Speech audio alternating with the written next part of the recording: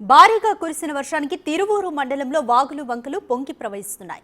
లక్ష్మీపురం మల్లెల గ్రామాల మధ్య అలుగు ఉధృతంగా ప్రవహిస్తోంది. దీంతో విస్సన్నపేట తిరువూరు మధ్య రాకపోకలకు అంతరాయం కలిగింది. ఓవైపు ద్విచక్ర వాహనదారులు మాత్రం నీళ్లు పొంగి ప్రవహిస్తున్నా ప్రమాదకరంగా ఉన్న వాగు దాటుతుండడం ఆందోళన కలిగిస్తోంది.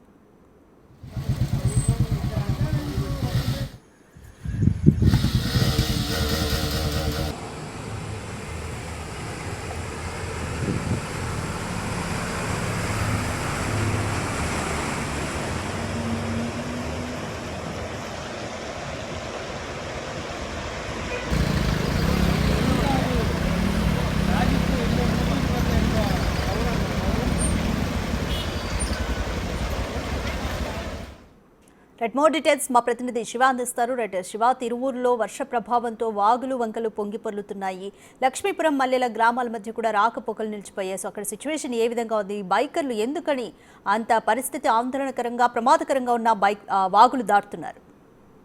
అదిగా మొత్తం మీద చూసుకుంటే కనుక ఉమ్మడి కృష్ణా జిల్లా, ఉమ్మడి గుంటూరు జిల్లాలకు నిన్న రాత్రి కురిసిన భారీ వర్షాలకి చాలా ప్రాంతాల్లో రాకపోకలకి అంతరం ఏర్పడింది. ముఖ్యంగా రాజధాని ప్రాంతం తాడికొండ, అలాగే ఎన్టీఆర్ జిల్లా తిరువూరులో భారీ వర్షానికి రాకపోకలకి స్తంభించిపోయిన పరిస్థితి కనిపిస్తోంది. 3 గంటల పైగా కురిసిన వర్షాలకి పూర్తి స్థాయిలో కూడా ఆర్టీసీ బస్టాండ్ తో పాటు పలు ప్రాంతాలన్నీ జలమయ్యాయి. గంట పైగా కురిసిన వర్షానికి సంబంధించి ఫ్యాక్టరీ కావచ్చు, బస్టాండ్ కావచ్చు, మిగిలిన ప్రాంతాలు కావచ్చు జలమయమైన పరిస్థితి కనిపిస్తోంది. అనేక గ్రామాలకు సంబంధించి కూడా రాకపోకలకి పూర్తి స్థాయిలో కూడా అంతరాయం ఏర్పడింది. తిరువూరు మండలం చౌటపల్లి, జీకొత్తూరు గ్రామాల మధ్య కూడా ఎదుగుళ్ల వాగు ప్రవహించడంతో కూడా రాకపోకలకి అంతరాయం ఏర్పడింది. దాదాపుగా 10 సంబంధించి పూర్తి స్థాయిలో కూడా రాకపోకలకు అంతరాయం ఏర్పడిన పరిస్థితి కనిపిస్తా ఉంది. మరొక వైపు తిరువూరు మండలం తేకుపల్లిలో సొసైటీ వద్ద కూడా భారీ స్థాయిలో వర్షపు నీరు చేరుకోవడంతో అక్కడికి వచ్చే పరిస్థితి కూడా కనిపించట్లేదు. మొత్తం మీద రాత్రి కురిసిన వర్షాల మధ్య కూడా అనేక ప్రాంతాలు తిరువూరు మండలం లక్ష్మీపురం మల్లెల గ్రామాల మధ్య అలుగు వాగు ఉధృతంగా ప్రవహించడం, అలాగే విస్తన్నపేట తిరువూరు మధ్య రాకపోకలకి పూర్తి స్థాయిలో అంతరాయం ఏర్పడింది.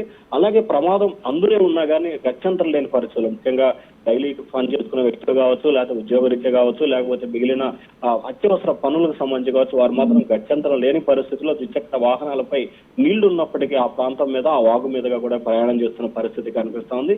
ఒకవైపు అధికారులు హెచ్చరికలు చేస్తున్నారు, మరొక వైపు రాకపోకలకు సంబంధించి ఎటువంటి ఇబ్బందులు లేకుండా కూడా చర్యలు తీసుకునేందుకు అధికారులు ప్రయత్నాలు అయితే చేస్తా ఉన్నారు. రాధిక, శివ, రాకపోకలకు అంతరాయం కలిగింది, మరి అధికారులు ఎటువంటి చర్యలు తీసుకుంటున్నారు? సో ప్రమాదకరంగా ఉన్న బైకర్లు అయితే వాగులు దాటుతున్నారు, సో వాళ్ళకి ఎటువంటి హెచ్చరికలు చేస్తున్నారు?